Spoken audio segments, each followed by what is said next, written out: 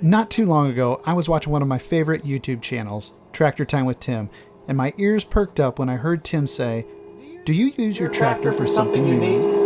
We'd like to see some unique uses. If you do something unique with your tractor, let us know.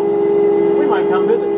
Well, I have this homemade in-ground dog fence wire installer and have buried a lot of wire with it hooked to my John Deere garden tractor. That might be considered unique. So I completed the entry form on their website, and as luck would have it, Tim and Christy are here today to have a look at my miniature homemade cable plow, and they're even going to help me install an underground dog fence today. Come along and check it out. Go, dig, drive, DIY. DIY. Do it yourself.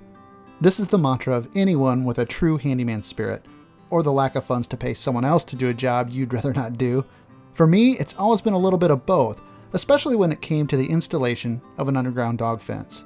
You see, my wife and I were just married, and we had Rusty and our new puppy Ginger. We wanted an in-ground dog fence for our 2 acres, but the quotes we received from the big brands weren't going to fit in our newlywed budget.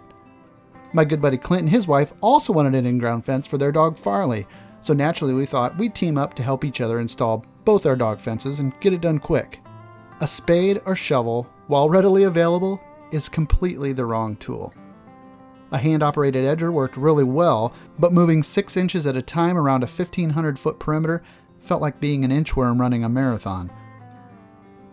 A gas-powered edger worked really well for cutting a trench, but still, stuffing that wire in there was a pain in the fingers. We quickly gave up the idea of installing thousands of feet manually and knew there had to be a better way to rig something up on one of the many garden tractors that were around.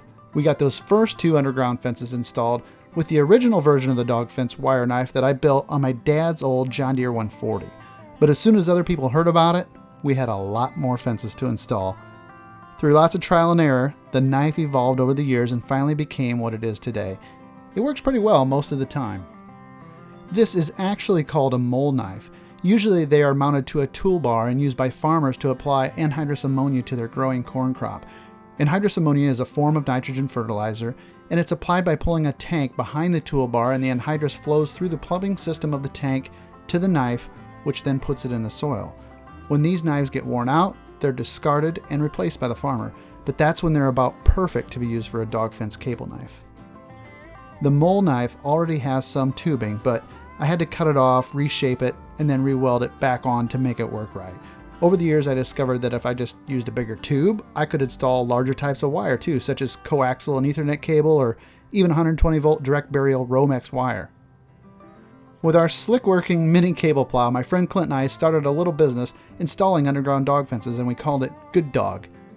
It was a nice side gig for us throughout the mid-2000s, and we must have installed 50 to 75 dog fences in both rural and urban settings over the span of about 10 years. Heck, there were times we even installed fence wire across a few ponds. But despite some mild success, we never transitioned it into a full-time business, and we slowly started to quit installing fences for folks that we just didn't know. Which brings us to today. I still install a couple fences every year for close family and friends. I'm going to get the knife here all mounted up on the tractor with the weights I need to keep it in the ground, and then we're going to head over to my relative's house where I want to share with you some insight and thoughts into how to install an underground dog fence should you choose to do it yourself. Plus, we have our TTWT friends here, and they want to see that unique tractor usage, and thankfully, they're going to help us do the installation work too. So let's head on over there and get started. Okay, so we're here at a relative of mine.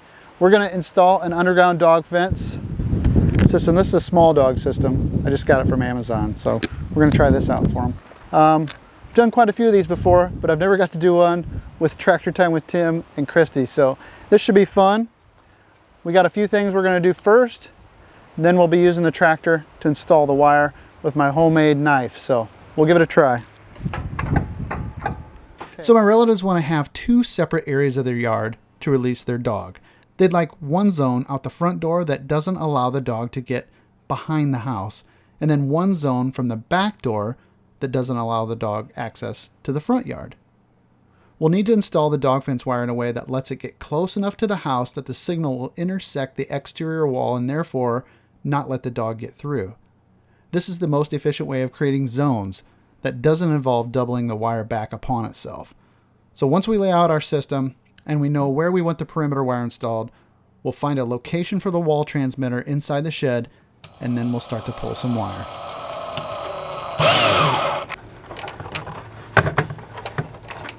Perfect. Okay. So we're going to bring the wires up here somewhere. So I found that when you're doing these dog fence installs, the long drill bits are really beneficial on getting out of the house. So we're going to use this to drill out through the side of this little shed and get the wire to the outside. There we go. I'm going to use this tubing as kind of a chase to get up inside of there. I'll hook the wire onto that and pull it up inside.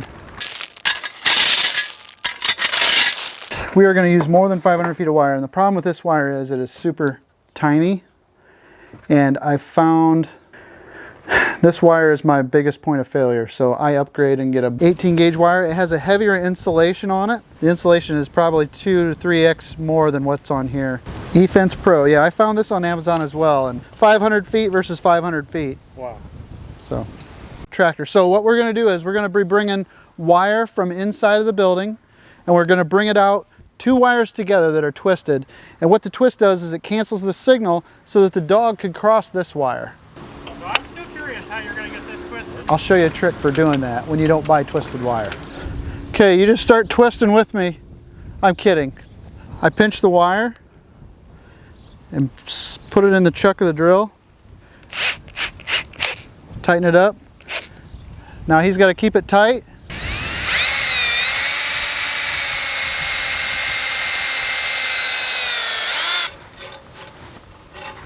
I just go like that.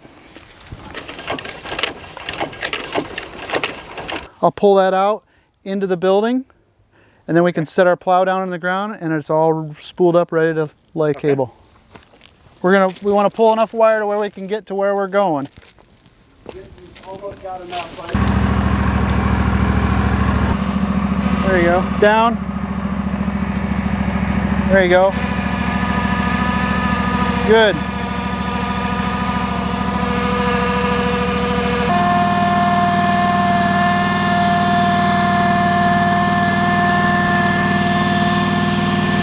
Giving it a little bit of slack so that it's not too tight. I put the loop there so it can come and go a little bit.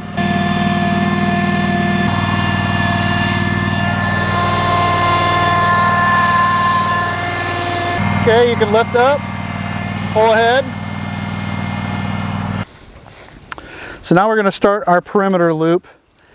We're going to create a zone in the front part of the house and then another zone in the back part of the house. We're going to actually use the physical border, the physical structure of the house to create part of the perimeter.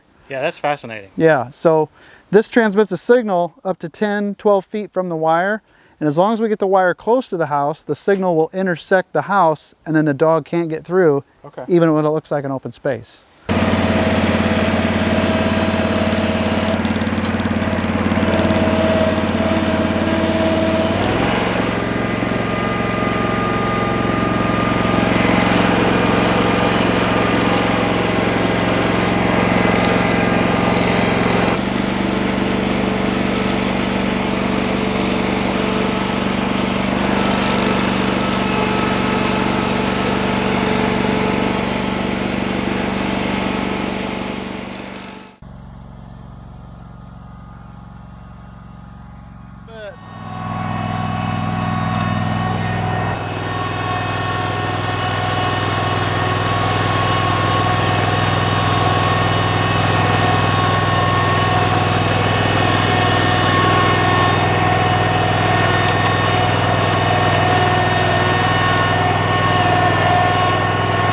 Can raise it up a little more. There you go.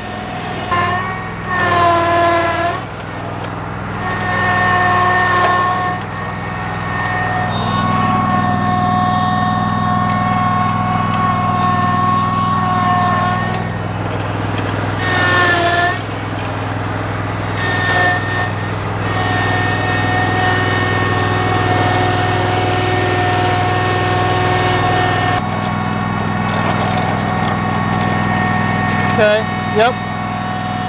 Going across. This is going to be a hard turn anyway. Yeah, you can leave it cambered like that.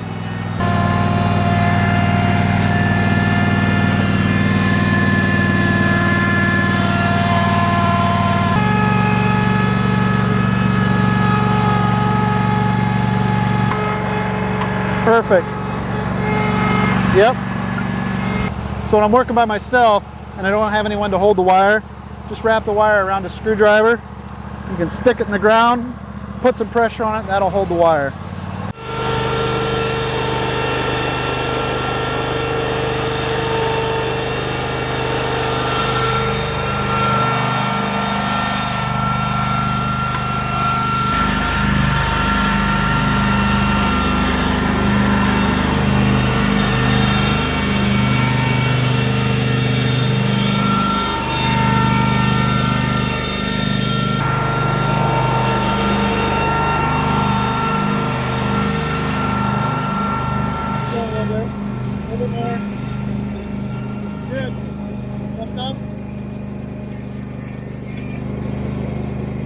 So now we have our perimeter done, right? All the way around. We're connected inside of our building.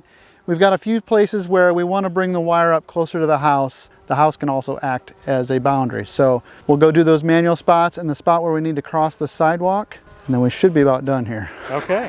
Okay. I'm just doing this a little bit by hand. We're running a loop up into the landscaping so that we can use the house to keep the dog from getting through here. But we couldn't get close enough with the wire to do that.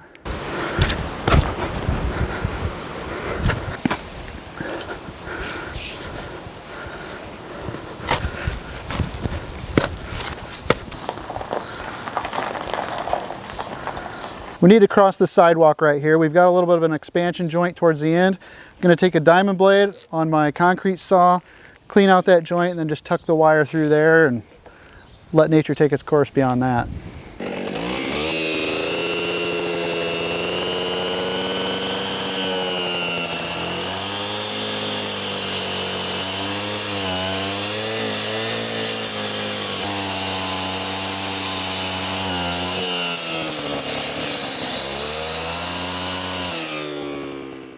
I leave it a little bit loose so that the wire has room to flex back and forth a little bit. But I'm just going to tuck that down into that saw crack or saw cut. Just like that. Now a lot of times I'll put silicone or a concrete caulk over the top to fill that in. Since our joint's so wide and this is kind of an old farmstead, I think we can just kind of let the dirt go back down in there a little bit. That should hold that down in there. And I cut these on a circle like that so that they're a unique shape that goes right back in there the way it should.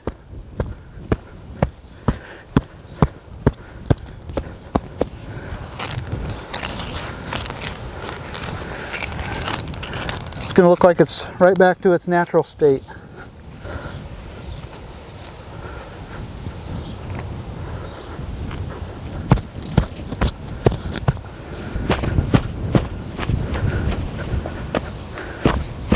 Easy enough, right? So anywhere that you need to make a splice, I highly recommend using a silicone filled wire nut. And that'll protect it from deteriorating underground. Now the kit comes with 2 wire nuts, but I've already used 6.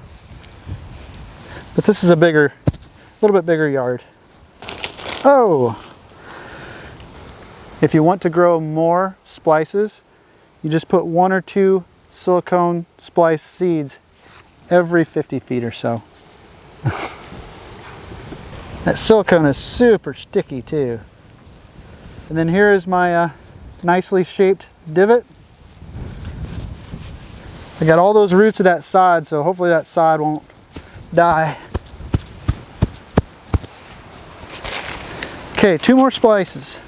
Here's our twisted wire coming from the shed.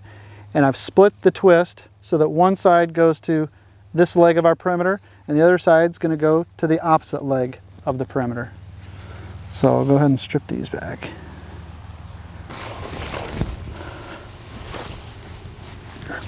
Now I'm putting a lot of faith in the idea that this thing's going to work, because otherwise if it doesn't, I'll probably have to dig up these splices. Now we have to go make the connections inside the shed at the transmitter, and then hopefully we get a green light. There we go. Oh. And when we power this up, hopefully the light that says loop will remain green.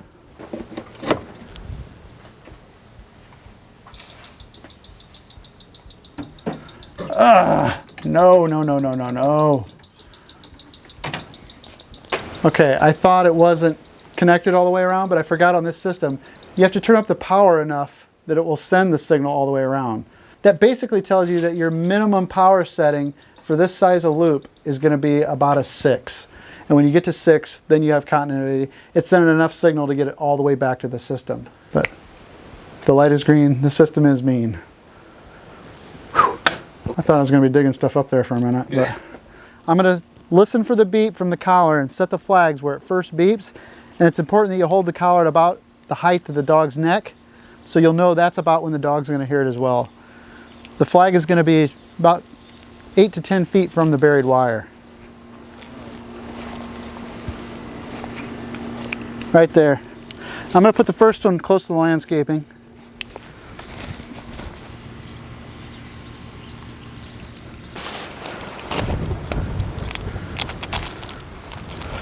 And now I've got all the flags set. You saw me walk around, listen for the tone from that collar, and then I set the flag right at the tone. Now it's important you don't adjust the system up and down too much from there while you're training, because that'll move where that correction tone gets initiated to the dog's collar. So Tim's going to run back over the trench that we cut in. If you run over the trench with that tractor, it'll heal up any marks in the yard. You'll hardly be able to tell that we even put the wire in there. We need to meet the dog that lives here and tell her the bad news. Come on out, Izzy. Okay, Izzy. So we're going to start off by introducing Izzy to the flags and taking her around on her leash and just letting her know that there's a perimeter to adhere to. And we're going to take it slow. We're going to let her know that the flags are the boundary, and we're not going to let her go beyond those flags. And then we're going to put the collar on and not let her get shocked, but let her hear that tone. And as we introduce her to the flags, that'll be a visual cue that the boundary is present, and the collar will provide an auditory cue that there is a boundary present. And then once we do that for a couple weeks and feel that Izzy is very comfortable with the perimeter, then we might have to introduce that static correction to let her know there's a reason why she can't go beyond the flags. The effectiveness of the fence is all based in the training. So if you want it to work well, then you have to do your training. That's going to wrap up this project for me. I got to talk to Tim and Christy and thank them for all their help. Neil, I appreciate you inviting us up here. Hey, I really appreciate you coming. That was some work getting those loops done up around the house. So I appreciate all the effort on the shovel for me. And this is definitely a unique tractor application. Yeah. I would say this is unique, and I was really surprised. I've seen you use this 316.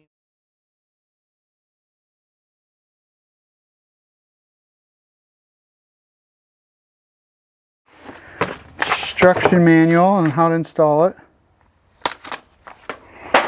You might find that very helpful. Okay.